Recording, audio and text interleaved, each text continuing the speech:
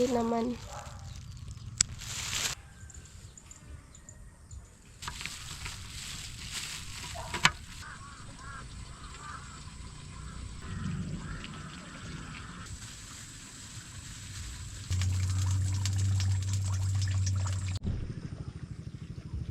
Hindi po siya maanghang. Dapat, yun po ang technique.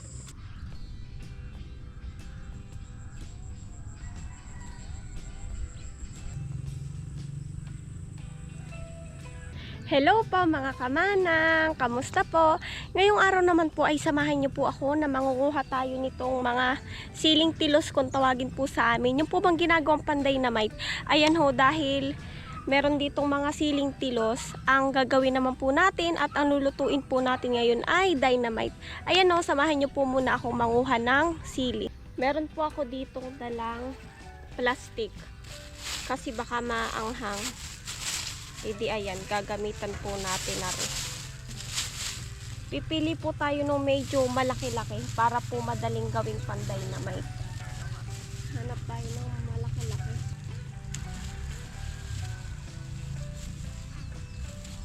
Ito.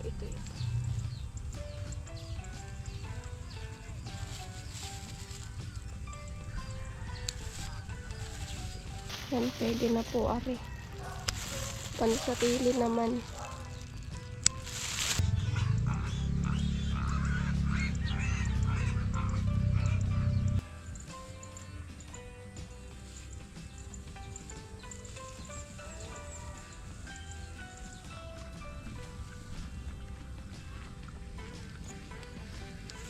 Na ito na po yung ating nakuha, oh. Ang dami. Ang dami nating magagawang dynamite. Areho, kung kita nyo. Ayan. Ang dami. Okay na po ito. Yan, punta na po tayo dun sa kubo.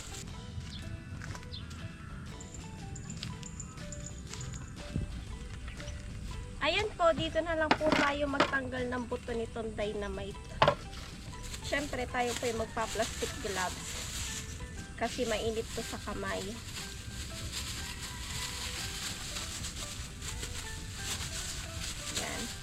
Sa atin na po simulang tanggalan. Tanggalan po natin ng buto.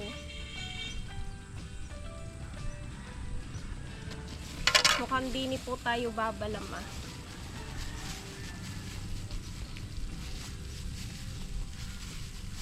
Ayan po, nagkuha na ako ng kutsara.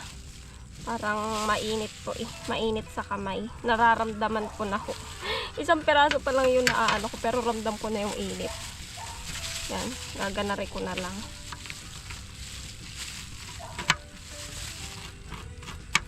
Biglang nag-crave sa dynamite eh.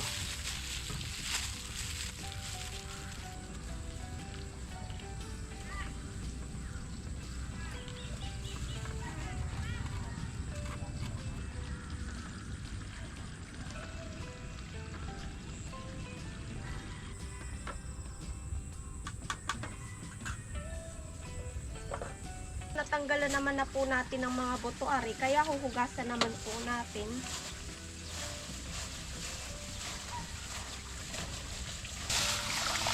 Hugasan lang po natin ng maigi para po matanggal yung anghang. Tapos yun po, di ko na din po tinanggal itong plastic gloves para po hindi maanghang.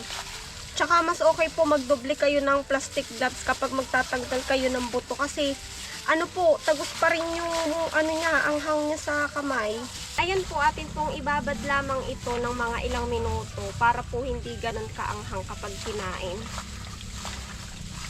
Ito pong ating cheese, ito po, yung tatak. Kasi yung Eden cheese po masyadong mahal, kaya ito po yung ating binili. Nasa sa inyo po kung gaano kalaki yung size na gusto nyo. Ang akin po ay ganun lang. Hahatiin sa gitna. Yan.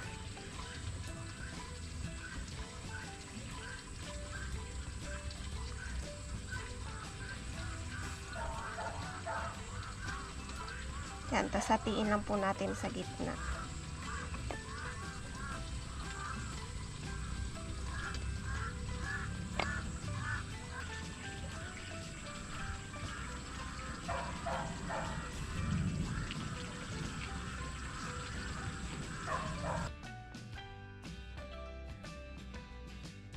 natin pong ilipat natin.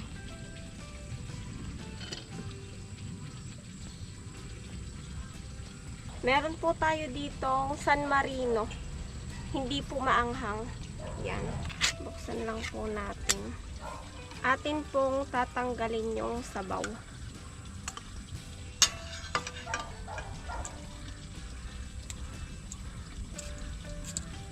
Tanggalin lang po natin. Dapat po walang matitirang sabaw. Nararamdaman ko na po ngayon yung anghang. Medyo maanghang siya ng kaunti. Tagos din sa plastic glove. Yan, kuha lang po tayo ng tupper.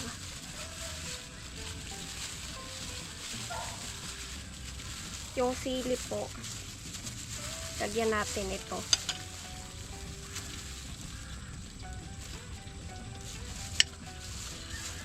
With a twist po yung ating dynamite. Kasi may gantong San Marino. Lagyan natin ng cheese. Tapos natin na pong ibalot.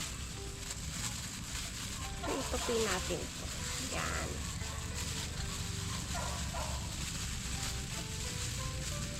Sa pandikit po natin, tubig na lang.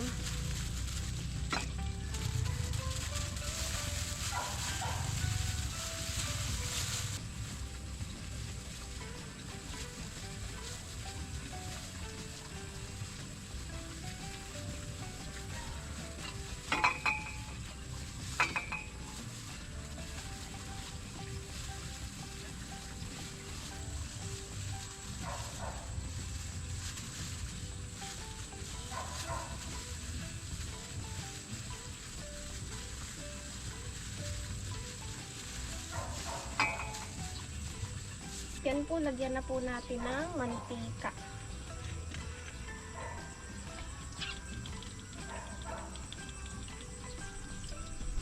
Painitin lang po natin yan.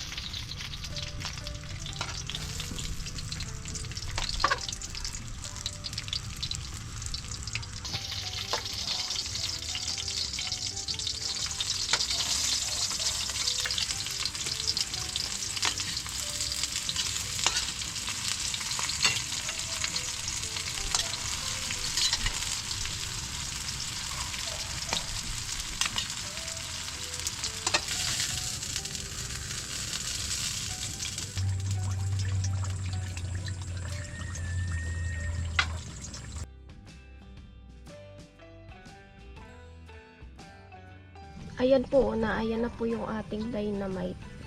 Ang dami rin po. Yan po higit 20. Tapos yung sausawan po natin, ayan.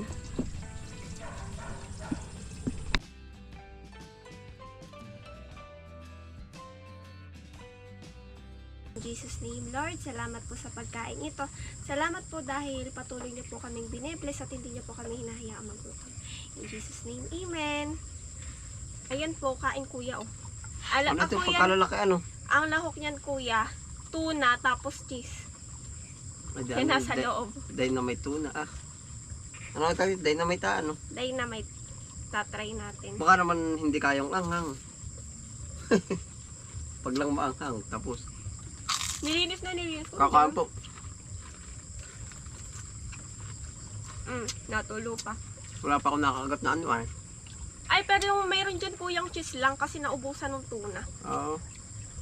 Yung anghang Wala. Ba't pala yun, pagbaba ka mahugasan mo. Hugas yan, tsaka binabad ko kuya.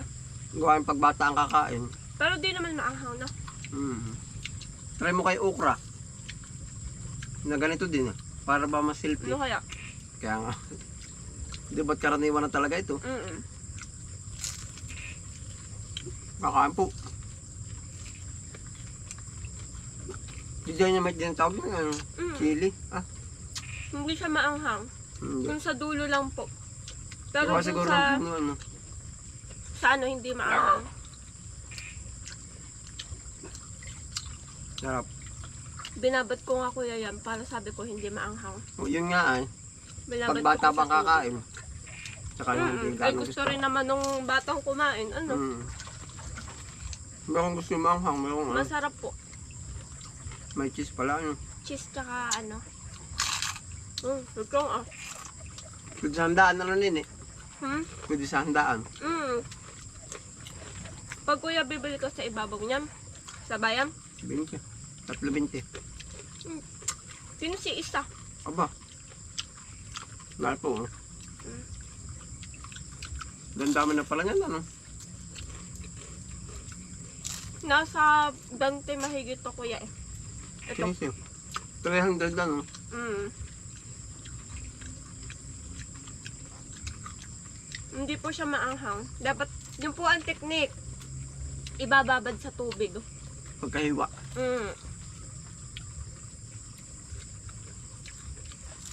Nasa mo kuya yung tuna. Kunti. Merinda. Tamang-tama po. Yun, nalalasahan ko. Meron makapal, meron malapis siguro. Inabot na po tayo ng gabi din eh. Tama-tama po naman. Ako nagpapatubig na rin kanina.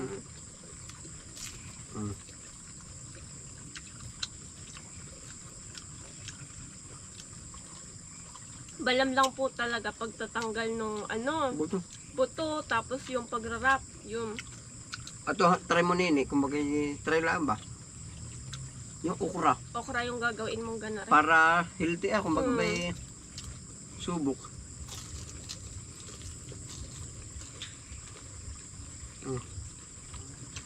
Nakadalawa na ako pero di ko pa nalalasahan ng anghang. Alin? Yung tuna. Anghang. Oo nga. Nakadalawa na ako. Maanghang pala sa puno. Kasi hindi ko yan masyado linis yung puno eh. Natatanggal yung tangkay. Ay, sa kamay mo, hindi ramdam yung pagkaanghang. Ramdam ko. Hindi maanghang. Yun lang po.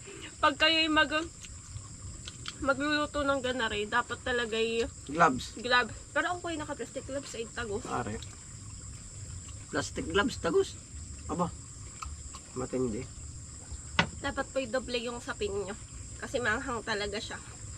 Siya nga. Panalo. Tama ng 3. Yung isa pala nadali ko walang tangkay. Pero nga kayo dyan walang tangkay. Yung ako nakain.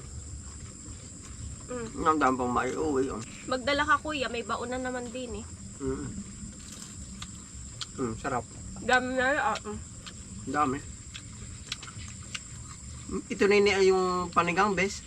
Pero meron pang malalaki talagang sili. Yung parang yung patriot kung tawagin ang lalaki, parang maliit lang sa lara. May bayrant din yung ganari. Oo, may variety. Variety. Ito yung maliliit. Pero okay na din. Ito yung available. Pag masyadong malaki ay baka maumay-umay. Ay, siya nga pala. Swak na pala rin, ano? Pare na, para naman ang cheese. Hindi matakaw sa las. Hindi naman kuya, kaunti lang nilalagay kuya ko. Hindi ko inaanod. Okay na sa akin. Para yung iba iuuwi po sa bahay. Makatikim sila. Nakatipid na rin. Pwede rin ulamin na. Mga nga sa puno. Pang ulamin, ay may tuna na sa loob kuya eh. Pwede rin. Gano'ng kalaki yung tuna? Yung bilog na ganun. Ay, yung kain. Mababa. San Marino. Yun.